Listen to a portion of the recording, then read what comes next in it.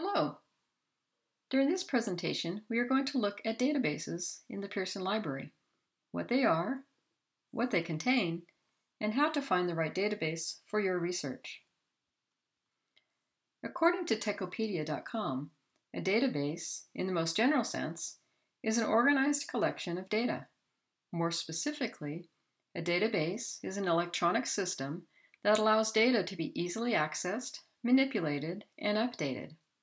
In other words, a database is used as a method of storing, managing, and retrieving information. Some folks may be under the impression that the databases at the library only contain scholarly articles, but that's not the case. Our databases contain videos, books, newspapers, government documents, dictionaries, encyclopedias, and more. That's a lot of data. You know that the Pearson Library has the resources you need, but may need some help finding that information in all the library's databases. One point of access to the many databases we have is the Discovery tool. The Discovery tool is very powerful and can be used to find many of the resources available at the Pearson Library and libraries worldwide. The Discovery tool searches multiple databases when you enter text in the search box.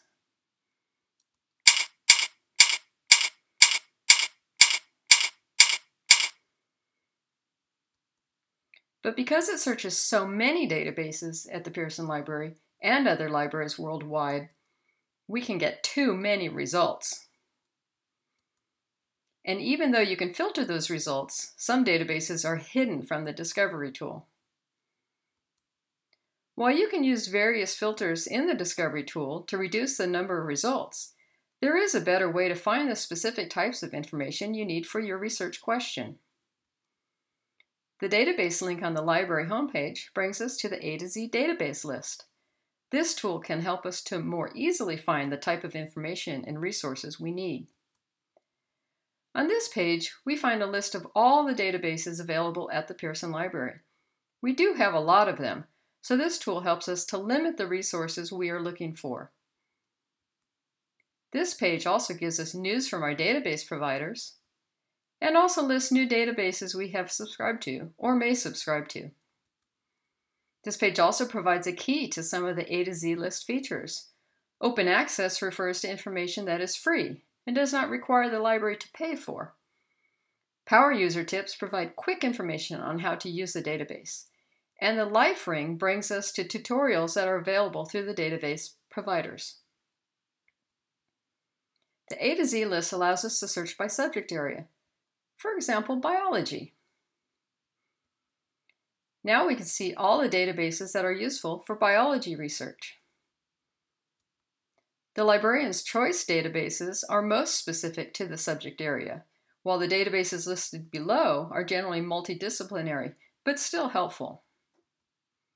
I also want to point out that this page also provides links to tutorials, information about your subject librarian and how to contact them or make an appointment, and a link to the subject guide, which provides lots of information on researching this subject.